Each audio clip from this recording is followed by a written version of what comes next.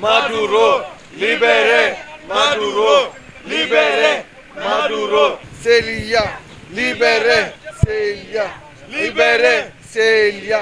Les membres de l'international antifasciste Session Sénégal et les organisations panafricaines ont tenu un sitting ce mardi 3 février devant les locaux de l'ambassade du Venezuela à Dakar pour exiger la libération du président vénézuélien Nicolás Maduro et son épouse, arrêtés depuis plusieurs jours par les États-Unis de Donald Trump.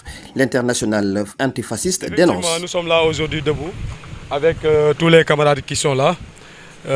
Pour montrer notre solidarité, apporter notre soutien au peuple bolivarien de Venezuela. Parce que nous savons tous aujourd'hui, être panafricaniste, c'est comprendre d'abord la lutte de l'Afrique, comprendre que cette lutte est la lutte pour tous les peuples opprimés et la lutte pour tous les peuples en résistance. Nous avons les mêmes combats. Parce que depuis l'impérialisme a commencé à attaquer, depuis les indépendances, l'Afrique, et il n'a pas reculé. Donc nous, Africains, nous nous sommes dit que ce qui est en train de se passer actuellement au Venezuela ne va pas nous épargner en tant qu'Africains. L'international antifasciste considère cette attitude de Donald Trump d'ingérence, de dictature et lance un appel à la communauté internationale à durcir le ton pour stopper les agissements du président américain. Venezuela est à quelques 3000 km des États-Unis et qu'elle détient les plus grandes réserves de pétrole au monde et que le Venezuela est un pays souverain, socialiste, qui n'a rien à voir avec ce que Trump veut et que Trump veut être le gendarme du monde. C'est du jamais vu, en tout cas ça a été rarement vu, qu'on aille kidnapper un président élu dans son pays pour l'amener dans un pays étranger. Bon, si on convoque l'histoire, je pense qu'il aura le sort de Noriega, parce que le président panaméen a subi le même sort. Il a fait presque 17 ans de prison, on l'a emmené en France, et on l'a retourné au Panama, mourant. C'est pour cela que tout le monde doit riposter, quitte à utiliser tous les moyens légaux pour essayer de libérer le président Maduro. L'ambassadrice de Venezuela à Dakar appelle à la mobilisation pour dire non à l'ingérence américaine. Le Venezuela aujourd'hui souhaite et remercie la solidarité internationale, spécialement la solidarité du Sénégal, les différents partis politiques, les différents mouvements panafricanistes, et tous les représentants de la société civile et la société estudiantine qui sont aujourd'hui avec nous. Aujourd'hui, il fait un mois que le président Nicolás Maduro et sa femme, la première dame et députée à l'Assemblée nationale du Venezuela, Madame Cilia Flores, ont été séquestrés par force des États-Unis illégalement. Et la souveraineté du Venezuela a été violentée. Et aujourd'hui, nous voudrons dire au monde, nous sommes là, la solidarité internationale est là pour nous soutenir et on va continuer parce que c'est une lutte que nous avons comme peuple. Le peuple de l'Amérique latine, le peuple du Venezuela et bien sûr le peuple de l'Afrique. Oui, c'est une initiative qui bien sûr c'est partie de la politique du Venezuela, mais a été soutenue par différents gouvernements et bien sûr pour la solidarité internationale. C'est la politique des États-Unis.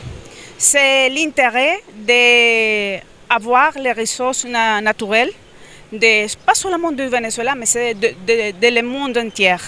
C'est une manière de contrôler le monde, mais on va résister parce qu'on est un peuple qui lutte. Présente à cette rencontre, l'ambassadrice de Cuba à Dakar a tenu à manifester sa solidarité au Venezuela, mais aussi aux pays d'Amérique latine et des Caraïbes qui, selon elle, subissent le diktat de Donald Trump.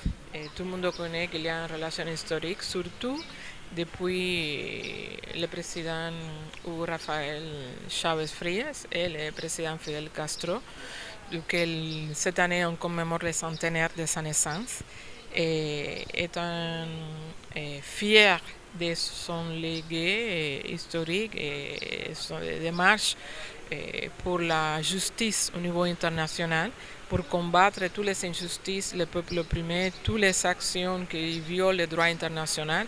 Et on rend hommage aussi à fidèle dans chaque action de dénonce des injustices, comme ce qui s'est passé au Venezuela le 3 janvier, où 32 combattants cubains sont perdu la vie, sont été assassinés par les forces d'invasion des États-Unis.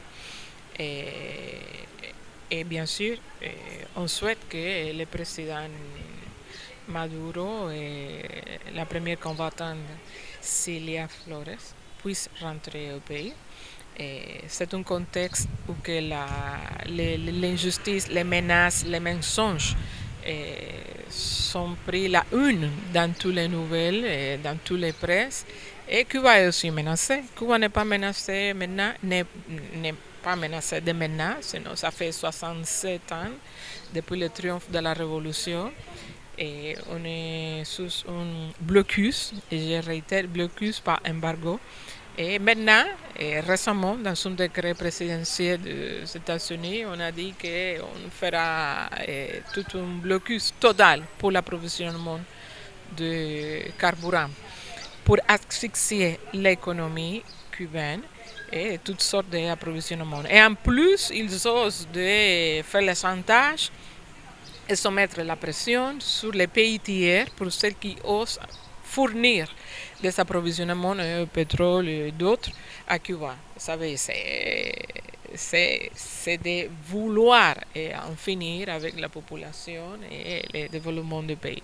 Mais on reste debout, on reste ferme à notre révolution, on dénonce haut et fort tous les mensonges. La République bolivarienne de Venezuela et ses souteneurs comptent ainsi mener le combat pour la libération de leur leader Nicolás Maduro et son épouse. Les participants à ce sitting lancent un appel à la communauté internationale à prendre des sanctions contre Donald Trump qui, selon eux, veut régner en maître absolu dans le monde. Viva Venezuela! Viva Venezuela! Viva Venezuela! Viva Venezuela! Viva Venezuela! Viva Venezuela! Libérez Maduro!